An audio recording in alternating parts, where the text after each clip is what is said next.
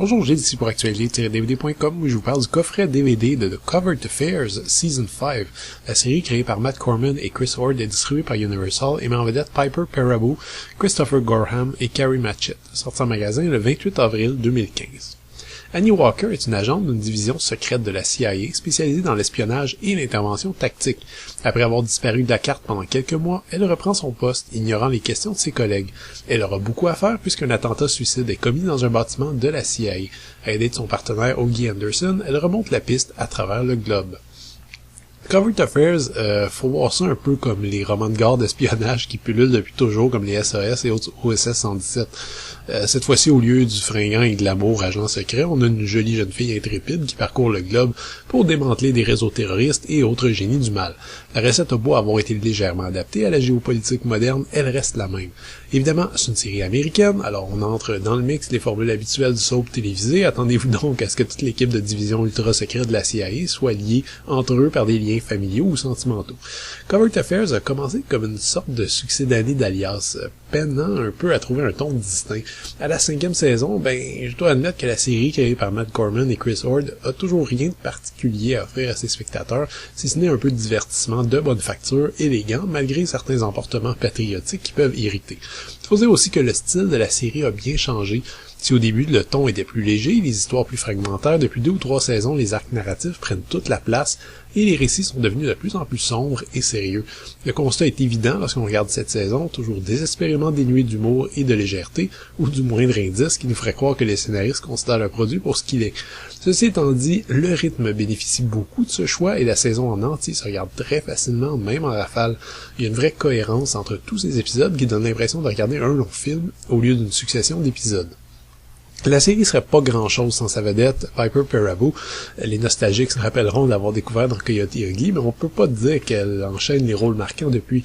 Elle aura au moins eu ce beau projet, même si j'ai un peu de difficulté à croire en son rôle.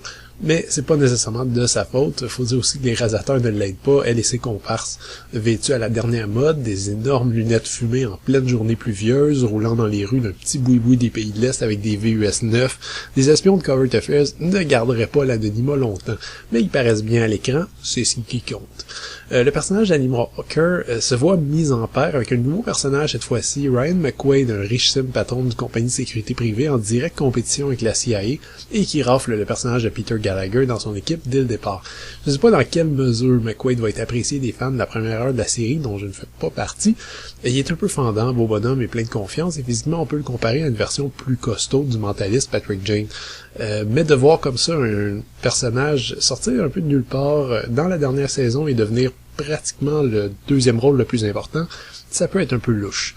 Cette sous-histoire reste quand même plus intéressante que celle qui concerne Calder Michaels, que les scénarios rendent pas seulement incompétents mais quasiment dangereux. Grande déception de ce côté-là. Augie Anderson s'en sort mieux, côtoyant une ancienne flamme et une nouvelle, même si moralement on a parfois beaucoup de misère à le suivre. C'est un peu ironique d'ailleurs que les passages qui m'ont mis le plus moralement mal à l'aise concernent l'infidélité dans le cadre d'une série qui fait l'apologie outrancière de l'intervention américaine à l'étranger, de la torture et des violations régulières des droits de l'homme et du droit international. Et la finale, ce sera à vous de juger, mais je l'ai considérée correcte, même si les scénaristes auraient pu être plus audacieux selon moi. Reste qu'elle clôt une série de plusieurs épisodes qui forment réellement une scène d'action unique et très bien menée. Les 4 DVD sont présentés en 1/78 anamorphique avec piste audio en anglais 5.1, anglais descriptif pour les non-voyants 2.0 et sous-titres optionnels en anglais. Vous trouverez pas beaucoup de bonus par contre, mais les fans seront quand même heureux de regarder toute la série de scènes supprimées qui complémentent les histoires. Cerise sur le gâteau, une sympathique série de bloopers est également offerte sur le dernier disque. La 5e saison de Covert Affairs se termine dans la droite continuité de la série telle qu'elle avait évolué.